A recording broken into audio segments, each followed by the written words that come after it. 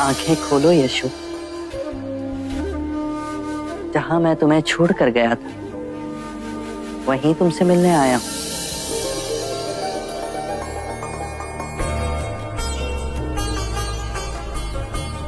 तुम्हें दिया हुआ वचन पूर्ण करने आया हूं। यशोधरा की व्यथा अब हमसे नहीं देखी जा रही है। नारी का धैर्य और निस्वार्थ का ऐसा उज्ज्वल रूप मैंने कभी नहीं देखा। जब उसे ज्ञात हुआ कि तुमने धरती को अपना बिछाना बना दिया है तो उसने भी धरती को अपना सैया बना दिया। गहने और रेशमी वस्त्र त्याग दिए और उसने भी गिरवा पहन लिया। जब उसे पता चला कि तुम एक ही बार भोज करते, उसने भी एक ही बार भोज करना शुरू किया। तुम्हारे लिए ये सब आसान था पुत्र, क्योंकि वन में तुम्हारे एकाग्रता को भंग करने के लिए कोई नहीं था।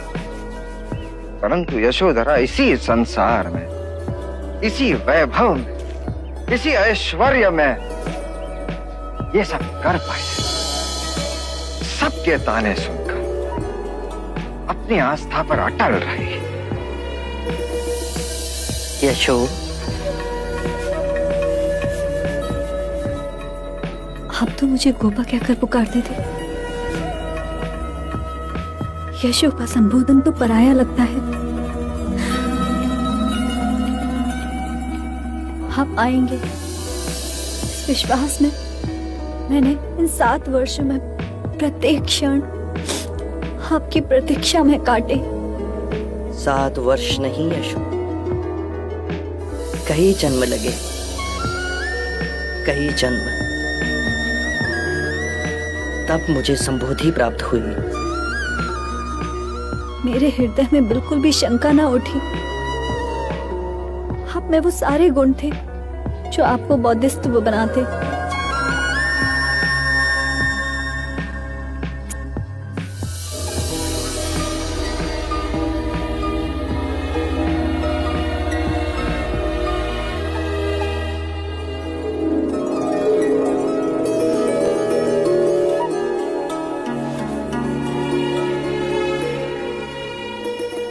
एक प्रश्न जो मेरे हृदय में टीस बनकर बैठा है,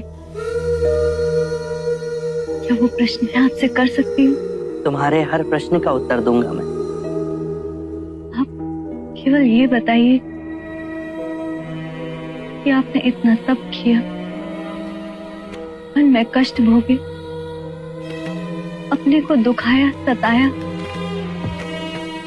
पर ये बताइए कि आप यहाँ इसी संसार में रहकर संबोधि का मार्ग नहीं पा सकते थे? मैं आपके मार्ग में बाधक नहीं बनती। यशो, नारी हर बंधनों के बीच रहकर भी मुक्ति पा लेती है, पर नारी हृदय और पुरुष हृदय के भेद को भी समझना होगा। आकाश से वर्षा तब तक नहीं होती जब तक सूर्य की उग्रता से जल भाप ना बन जाए।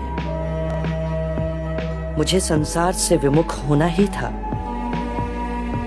तब से इस शरीर को जलाना ही था, अपने अंतर के मारा को पराजित करना ही था, और अपने अंतर के मारा से संघर्ष केवल एकांत में ही हो सकता था। उसे पराजित करना मेरे जीवन और मरण का प्रश्न था, और अपने अंतर के मारा से मुक्ति पा मुझे संबोधि का मार्ग प्राप्त हुआ। ये परम ज्ञान अब केवल मेरा नहीं, जन जन का है। अर्थात अब आप मेरे और राहुल के सौभाग्य में नहीं। यशो, यदि तुम दोनों का ही दुख दूर करूं तो इस संसार की असंख्य पीड़ित आत्माओं का क्या होगा? ये सारा संसार ही मेरा हो चला है।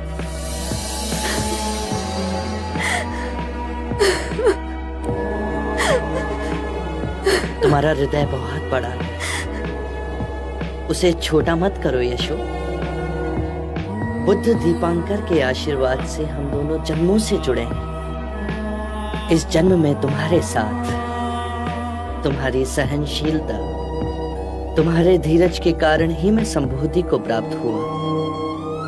अपार ऋण है तुम्हारा मुझ पर।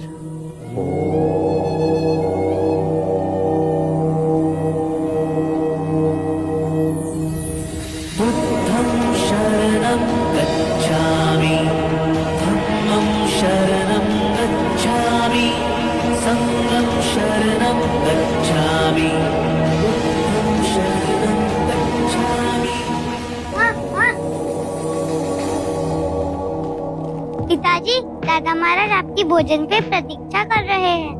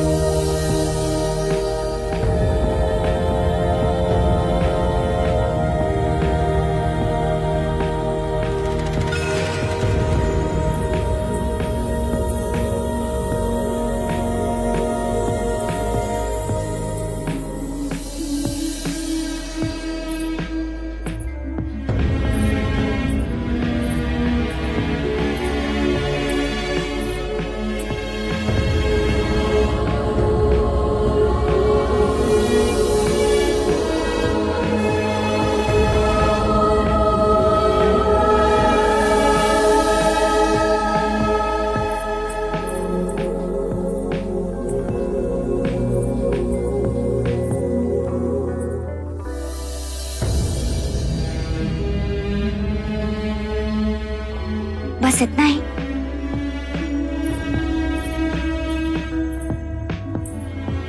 मिष्ठान नहीं लोगे? हाँ, यशोधरा ने अपने हाथों से बनाया है। तुम्हें बहुत पसंद था ना?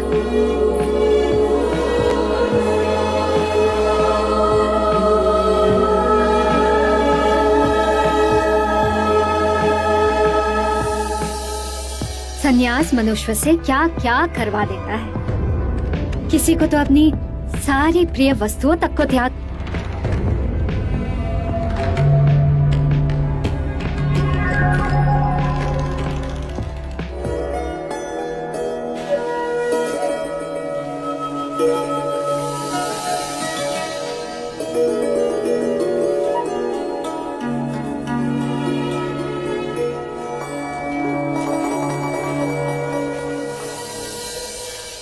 सिद्धार्थ, सुना है आजकल बस एक ही समय खाते हो। तुमने मिठाई भी ऐसे खाई जैसे भिक्षा।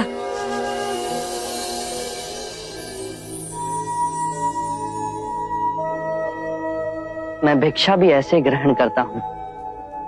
दो ऐसी माँ, यदि भोजन पूर्ण ध्यान पूर्वक करें तो भिक्षा और मिष्ठान का अंतर समाप्त हो जाता है। अरे सत्य तो कहा, भिक्षा से मांगी हुई चीजों में रुचि अरुचि कैसी? बस सत्य भाव से खाना चाहिए। जय सिद्धार्थ, जय सिद्धार्थ, आप आ गए। नंद, चरण स्पर्श करो। अभी केवल तुम्हारे ज्येष्ठ नहीं, बुद्ध भी है।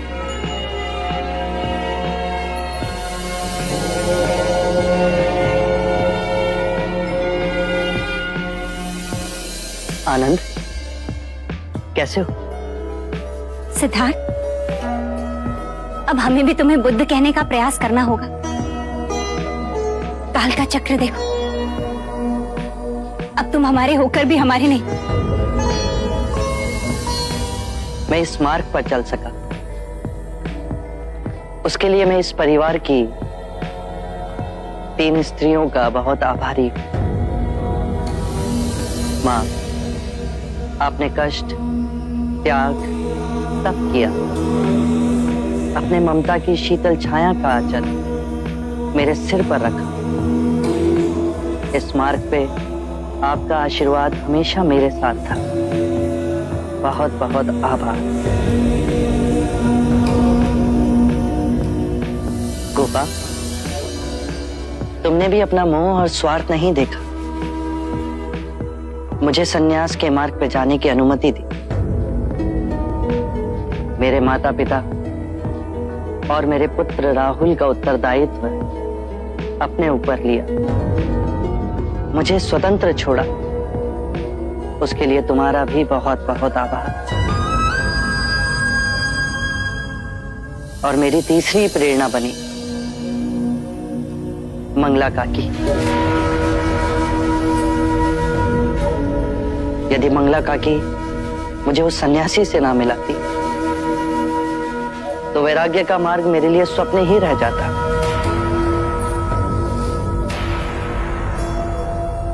मंगला काकी ने मुझे वास्तविक संसार दिखाया जो दुख और पीड़ा से भरा है, और उन्हीं के कारण मेरे हृदय में प्रश्न उठे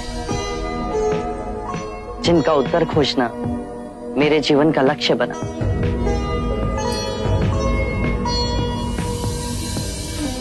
मंगला काकी, जिस तरह आपने मेरा ध्यान रखा उसी तरह आप मेरे पुत्र राहुल का भी ध्यान रखेंगी।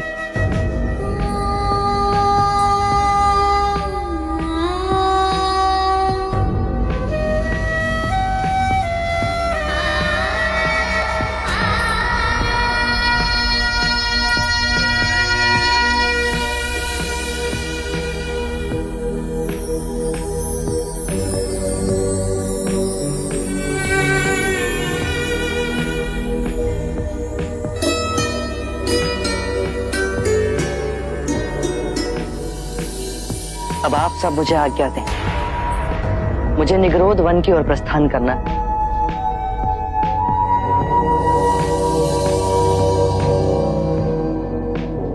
ज्येष्ठ,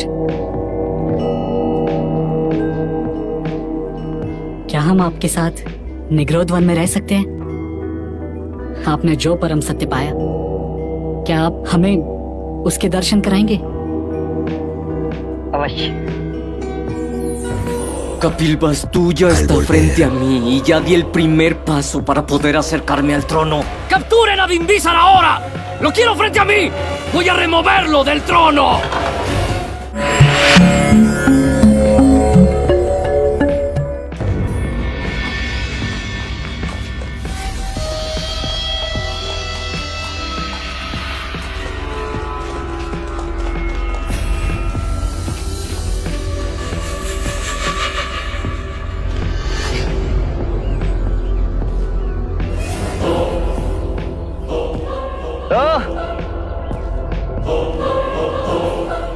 तो 7 वर्षों के पश्चात ये पाया तुमने, हाँ? ये भिक्षा का झोला,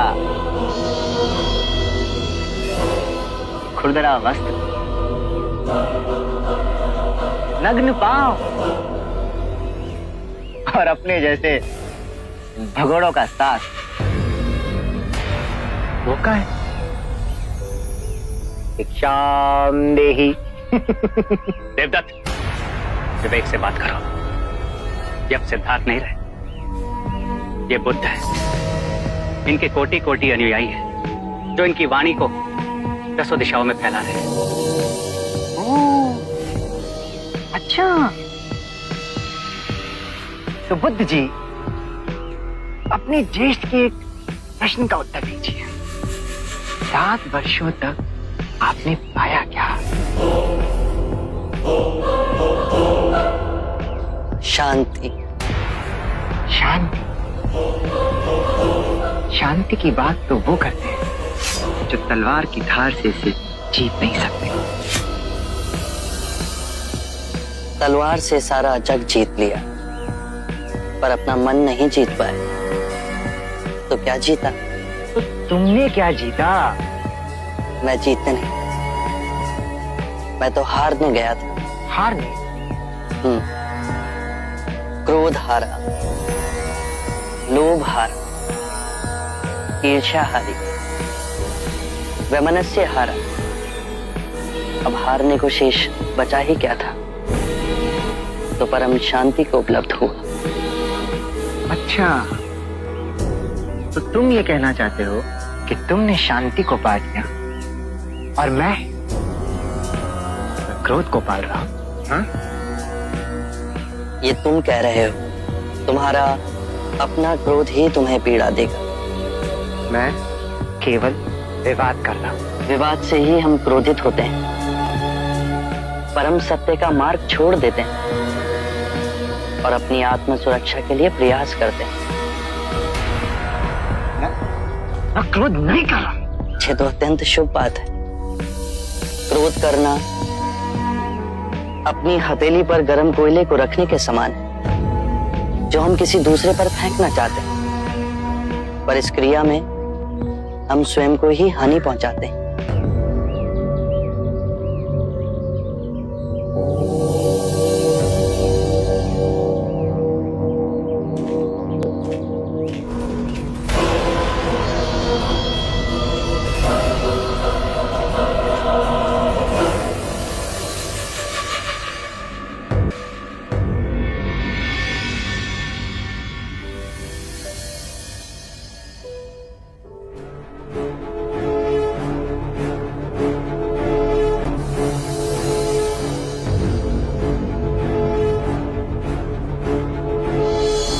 आपको देने के लिए इसके सिवा और कुछ नहीं।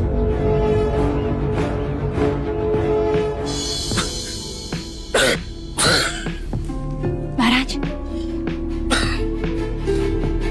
ले।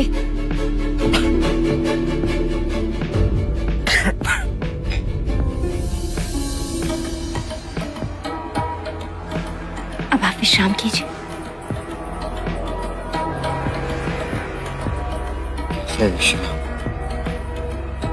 निद्रा ही नहीं आ रही प्रजापति। जिस दिवस के प्रतीक्षा में इतनी रातें आंखों में काट दी, जब वो दिवस आया तो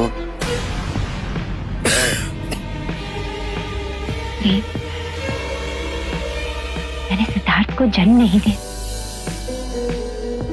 किंतु उसने मुझे मां बनाकर धन्य कर दिया। आज मेरा पुत्र एक निर्धन के झोपड़ी में भिक्षा मांग रहा था। उसी राज्य में भिक्षा मांग रहा था जिस राज्य का वो सम्राट है, स्वामी है।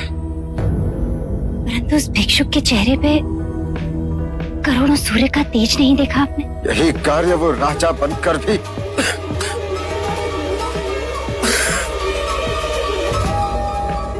परंतु बुद्ध बन पूरी मानवता को उभारेगा। पूरे विश्व में उसकी कीर्ति होगी,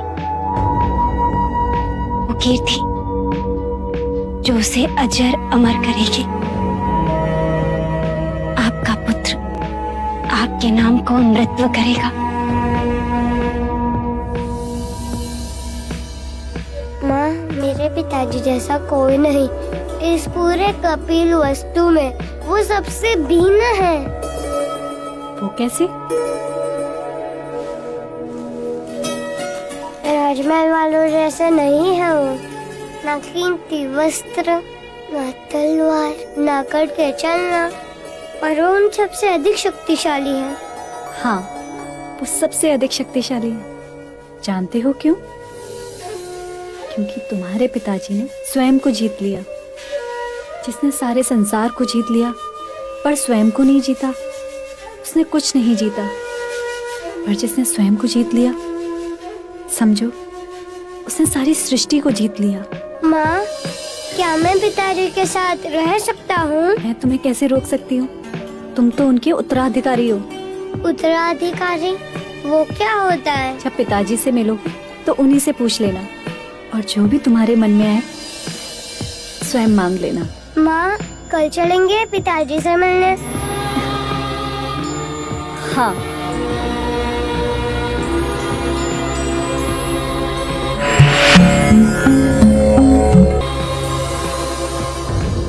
आज तक सिद्धार्थ को मैंने तिरस्कार और घृणा के सिवा कुछ भी नहीं दिया।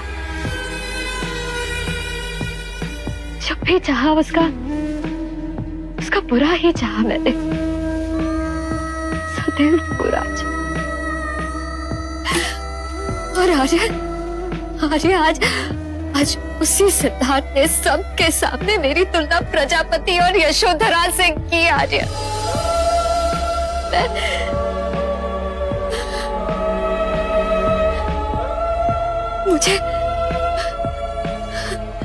मुझे उतना ही सम्मान दिया। अरे मुझ जैसी को इतना सम्मान मैंने तो कभी भी उसका भला नहीं चाहा। हमेशा उसका अशुभ ही चाहा है। और सिद्धार्थ ने कहा कि उसके सफलता का यश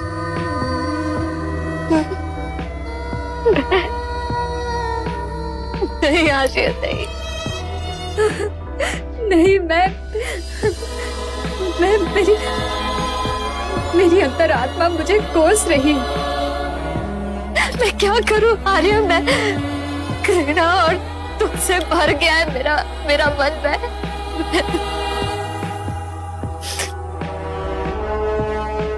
मेरे मन पे भी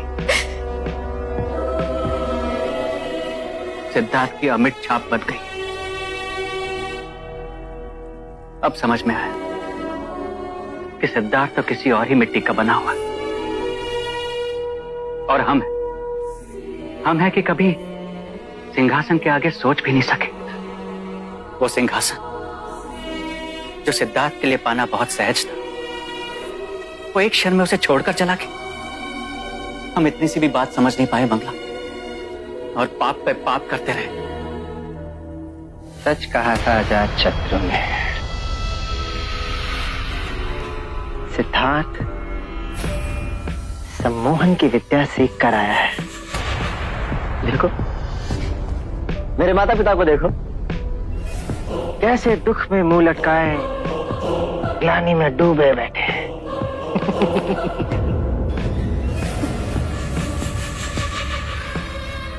बबूल का पेड़ बोया है हमने, फल की अपेक्षा कैसे करें हम? आए हैं आप लोग, आए हैं आप लोग। जब सिद्धार्थ को जड़ से उखाड़ के फेंकने का समय आया है, तो आप लोग शस्त्र डाल के बैठे हैं। पुत्र, तुम चाहो तो सिद्धार्थ से कुछ सीख सकते हैं। नहीं, मुझ पे उसका सम्मोहन नहीं चलेगा। कपिल वस्तु के सिंहासन को पाने के लिए मैं अपना पहला पाप बढ़ा चुका हूं, और मैं अब पलटने वाला नहीं हूं।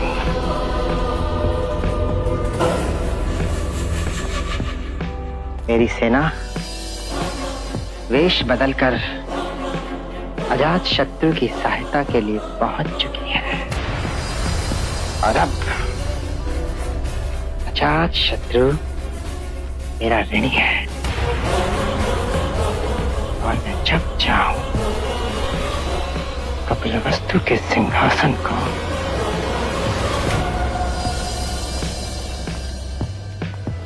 घेर लो, महल को चारों ओर से।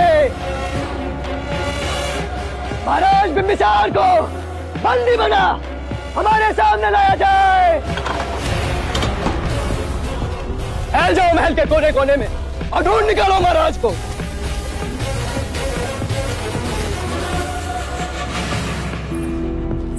महाराज, मैं आपकी कब से प्रतीक्षा कर रही थी। आम्रपाली, मैं तुम्हें सचेत करने आया। अजात शत्रु ने मेरे विरुद्ध विद्रोह कर दिया। उसके सैनिक किसी भी समय मुझे ढूंढते हुए आ सकते हैं। महाराजा बिंबिसार इस दिशा में भी नहीं है। महाराज इधर भी नहीं है। तुम हमारे पुत्र जीवों को लेकर यहाँ से तुरंत निकल जाओ। नहीं आम्रपाली, ये भावुक होने का समय नहीं। मेरे गुप्तचरों ने मुझे सूचित किया है कि अजात शत्रु मुझे बंदी बनाकर अपने आप को मगध का राजा घोषित करेगा। लगता है महाराज पलायन कर गए। अर्थात महाराज को पहले से ही हमारे विद्रोह की सूचना थी। तख्ता पलट होते ही मैं उन्हें अपना बंदी बना लेता तो मेरी विजय निश्चित थी। चिंता न करें युवराज, मगध की सीमा पर हमारे ही लोग तैनात हैं। मेरे कुछ सेनापति और सैनिक भी मिले हुए। कपिल वस्तु जो सैनिकों की टुकड़ी गई थी वो भी उसके साथ है। महाराज भाग के कहां जाएंगे? जाओ मगध के कोने कोने में जाओ और हर उस जगह को खोद डालो जहां महाराज के छुपे होने की संभावना है। अजात शत्रु अपने शत्रु को पाताल से भी निकाल के ले आएगा। मैं भी आपके साथ कारागृह चलूंगी, पर आपका साथ नहीं छोड़ूंगी। आम्रपाली, ऐसा कोई प्रण मत करो। यदि अजात शत्रु यहाँ आ गया तो तुम्हें और हमारे पुत्र जीवक को जीवित नहीं छोड़ेगा। इसलिए जैसा मैं कहता हूँ वैसा ही करो। ऐसी अवस्था में आपको छोड़ के? आम्रपाली, तुम्हें मुझ पर विश्वास है? हमारे पक्ष में केवल एक बात है, अजात शत्रु ने इससे पहले तुम्हें कभी नहीं देखा। यदि वो इस महल में तुम्हें ढूंढते हुए आ भी गया तो तुम्हें कभी पहचान नहीं पाएगा। मेरे सैनिक तुम्हें सुरक्षित वैशाली पहुंचा देंगे। यदि आपके सैनिक मुझे सुरक्षित वैशाली पहुंचा सकते हैं तो आप क्यों नहीं चलते? वैशाली क्या हम कहीं दूर चलेंगे? आखिर हम इस राजपाट से क्या लेना? प्रिय आम्रपाली, मैं मगध सम्राट बिंबिसार हूं। अब तक का जीवन मैंने शीश उठाकर जिया है। यदि मैंने आज पलायन कर दिया तो मैं अपनी दृष्टि में गिर जाऊंगा और उसके पश्चात जो भी जीवन मिलेगा वो धिक्कार के समान होगा। समय बलवान है आम्रपाली। यदि ईश्वर ने चाहा तो हम फिर से मिलेंगे। मेरी बात मानो आम्रपाली, यहाँ से शीघ्र चली जाओ। Mi espada salió en busca de la sangre de su majestad el rey. Solo que él es un cobarde. ¡Al menos me hubieras enfrentado! Su majestad Bimbisar no es un cobarde.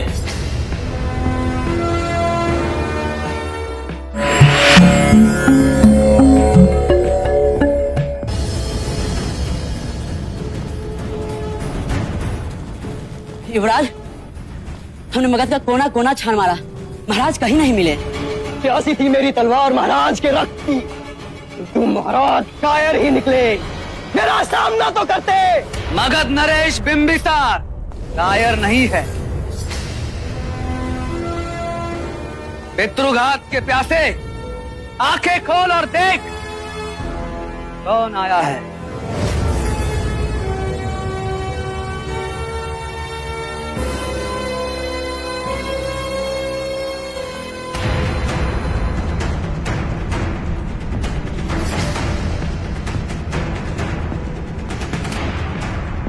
अपने पिता की पीठ पर वार करने वाले कायर, ये तू भी जानता है कि मैंने पिता का धर्म निभाया है, अन्यथा उसी दिन तुम्हें मृत्यु दंड दे दिया होता। मुझे मृत्यु दंड देते तो आज का दिन न देखना पड़ता, किंतु आज आप मेरे बंदी हो। आज जोड़ के अपने जीवन की प्रार्थना करेंगे या शूरवीर होने का ढोंग करेंगे, ये निश्चय मैं आप पे छोड़ता हूं। अजात शत्रु, मुझे तुम पर दया आती। तुमने मुझे बंदी बनाया, मैं स्वयं चलकर तुम्हारे पास आया हूं। बुद्ध का अनुयायी बनने के बाद मैंने अपने मन के हर भय पर विजय पा ली है। ना मुझे महल ललचा सकता है, ना ही मुझे कारागृह का कोई भय लगता है। लोहे की हथकड़ियों में बंदी बना लो। अब बुद्ध का पाठ आप कारागृह में ही पढ़ेंगे।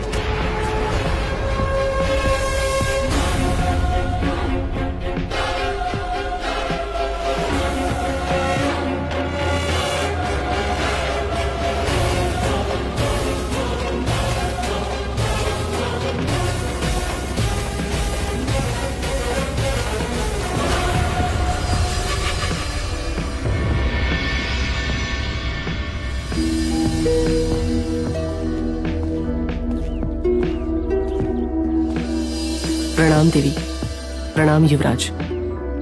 आइए।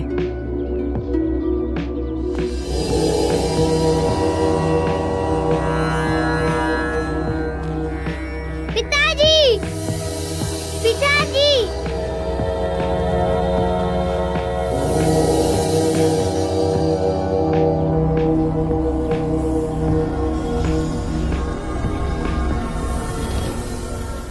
नंद और अन्यथा का कहाँ है पिताजी? अमात्य आज दीक्षा ले भिक्षुक बन रहे हैं। वो दोनों उसी प्रक्रिया को देखने गए। मैं भी देख सकता हूँ। आइए।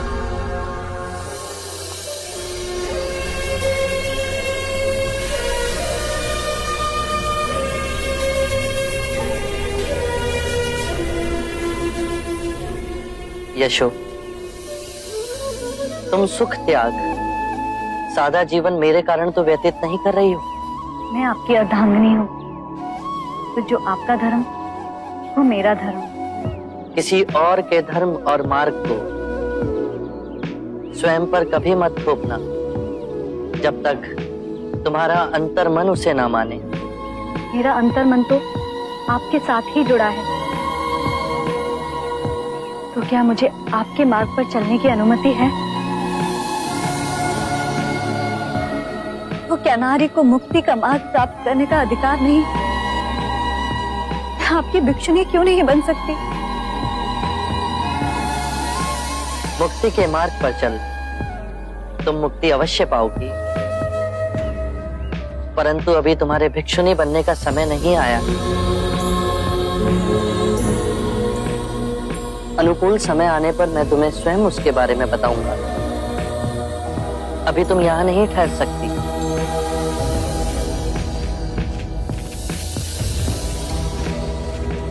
क्या मैं आपके साथ रह सकता हूँ?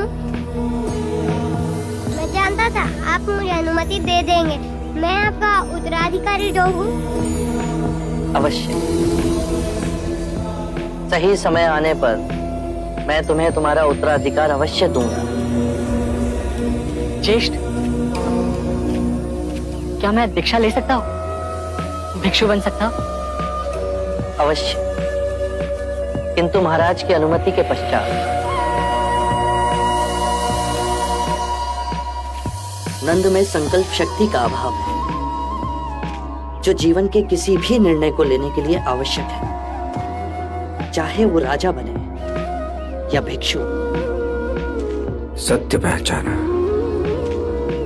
नंद ने भिक्षु बनने की इच्छा प्रकट की है।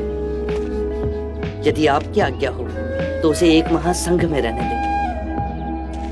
वो भिक्षु जीवन जिएगा, नियम और प्रशिक्षण में बंधेगा, तो उसमें संकल्प शक्ति का उदय होगा। यदि वो केवल प्रभावित होकर भिक्षु बनना चाहता है तो एक माह भी संघ में नहीं रह पाएगा, पर इस समय साधना और अभ्यास से उसमें स्पष्टता का भाव जागेगा और दृढ़ता का विकास होगा।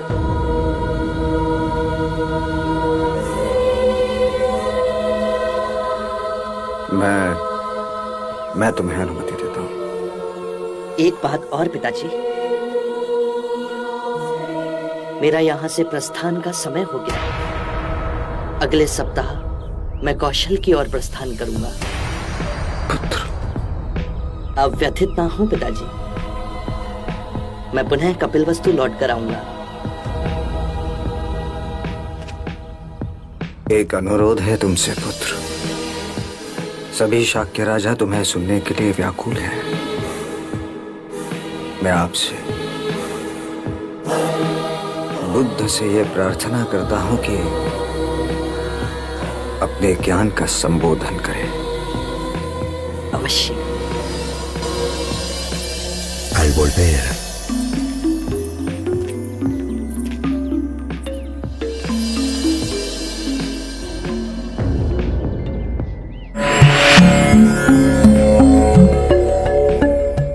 बुद्धं शरणं गच्छामि, धम्मं शरणं गच्छामि, धम्मं शरणं गच्छामि, संघं शरणं गच्छामि, संघं शरणं गच्छामि।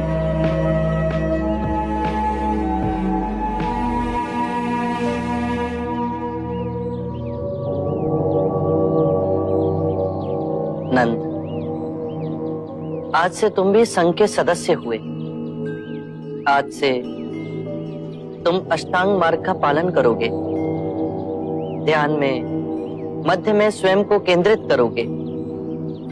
भिक्षा पात्र ले सभी भिक्षुओं की तरह आज से तुम भी भिक्षाटन करोगे। मैं पूर्ण प्राण लगाकर ध्यान उपलब्ध करूंगा और केवल आपके बताए हुए मार्ग पर ही चलूंगा। पिताजी, अब नंद काका सदैव आपके पास ही रहेंगे, तो मुझे भी दीक्षा दे दीजिए। तुम्हें भी दीक्षा दी जाएगी। तुमने मुझसे अपना उत्तराधिकार मांगा था, अब उसे देने का समय आ गया है। बुद्ध, इस अबोध बालक को हम भिक्षु कैसे बना सकते हैं? राहुल को अभी केवल दीक्षा के लिए तैयार होने का अभ्यास कराया जाएगा। जब ये बड़ा हो जाएगा तो इसे पूर्ण दीक्षा दी जाएगी। अभी केवल उसे नवदीक्षित की प्रतिज्ञा मात्र ही लेनी है। मैं राहुल को स्वयं नवदीक्षित की प्रतिज्ञा दूंगा।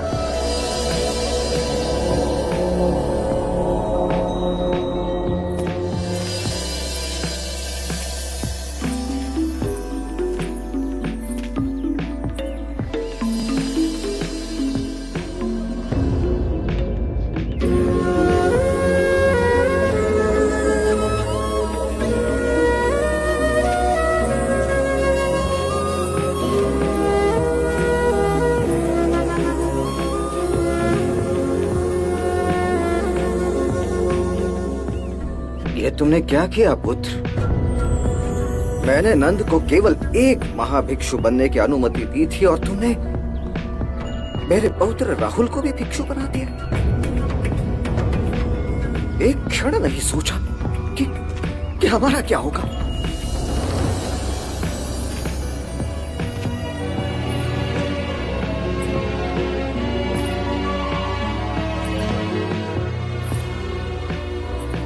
जब तुम सन्यासी बनकर घर त्याग कर चले गए,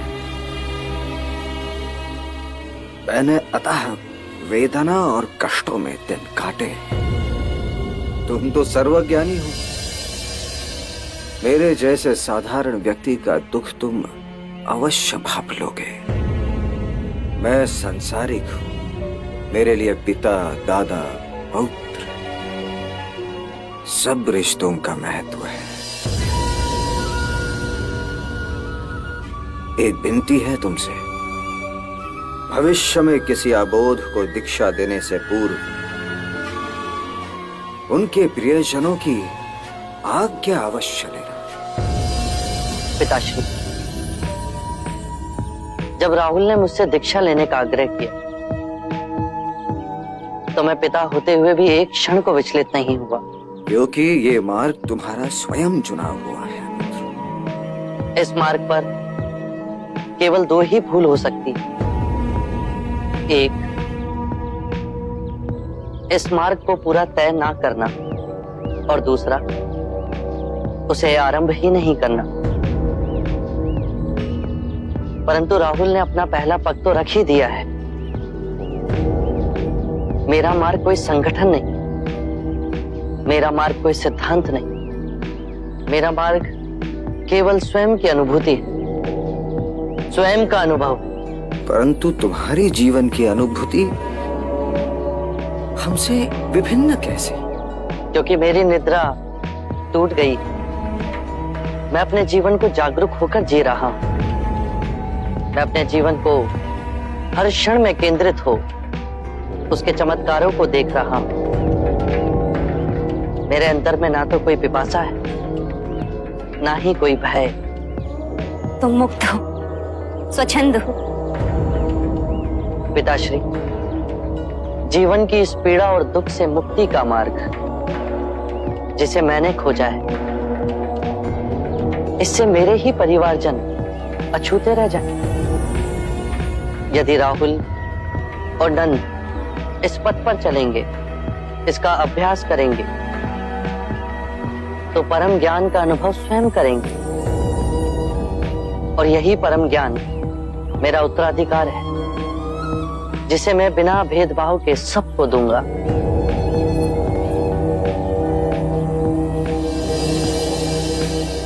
आरंभ हो गई निर्वाण प्रथा, सुनो सुनो ये बुद्ध कथा।